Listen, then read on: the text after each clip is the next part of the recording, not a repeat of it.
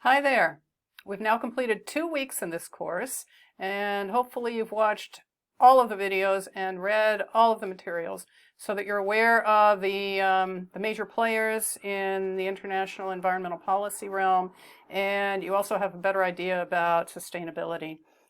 To be honest, I don't know how I feel about sustainability efforts. I think that the MDGs and the SDGs are sort of hype, I really do, because we're still going in the wrong direction. There's still lots of unsustainable stuff going on. But I think that it does raise awareness. If each of us thinks about our own lifestyles and how we contribute to unsustainability and how we can contribute to sustainable activities, then I think that it is a good movement to have. Many corporations now have, vice presidents in charge of sustainability, and so, large enterprises now are aware that they have to reduce their environmental footprint. So if those organizations reduce their environmental footprints and we reduce ours, then we might be able to go in the right direction. Next week is, the next 2 weeks actually are about climate change.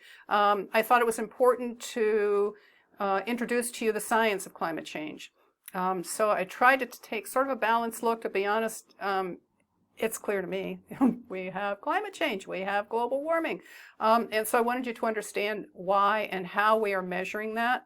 If you look at the Keeling curve alone, greenhouse gases over time, and then you look at the temperature rises, they track pretty closely. All of this started, and I think it's in your materials, it goes back to the dawn of the industrial age. They take it back to about 1750. When people started burning coal instead of wood for energy and heat. The reason why coal releases more greenhouse gases is because it's more compressed. And as I say to people who are climate change deniers, all right, I don't need for you to believe in global warming.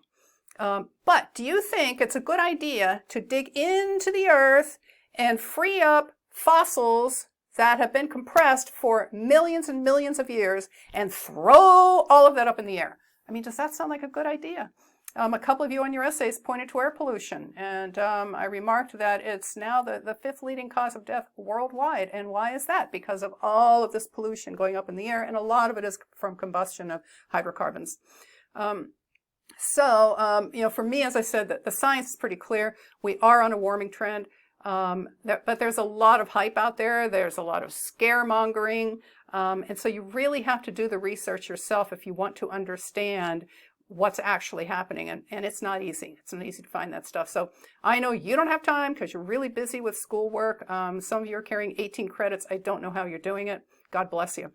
So what I tried to do was find the most pertinent materials and sort of package it for you and let you see what I have found on the science of climate change.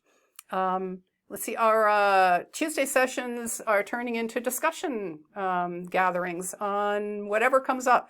So you're welcome to join them. I really enjoy them, and as you saw from my post this past week, I do more research based on what's been said in the discussion. And one thing I got wrong, and so I corrected that in the posts.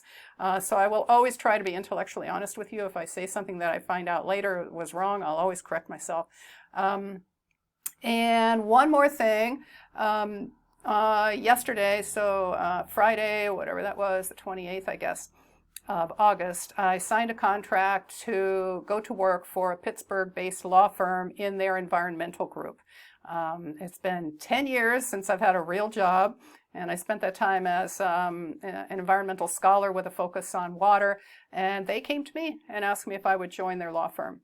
So I am very, very excited about that. But it does mean that I'm going to have less time for other things. I will be available for this course, so don't worry about that if you are worried at all. And hopefully I can bring some of what I'm learning in the real world, working for companies who are trying to be environmentally responsible, and bringing that knowledge to you. So I really see this as a lovely symmetry and synergy for this course. If you have any questions, you know where to find me. And I'll look forward to continue to work with you and to learn from you as we go through the semester. Bye.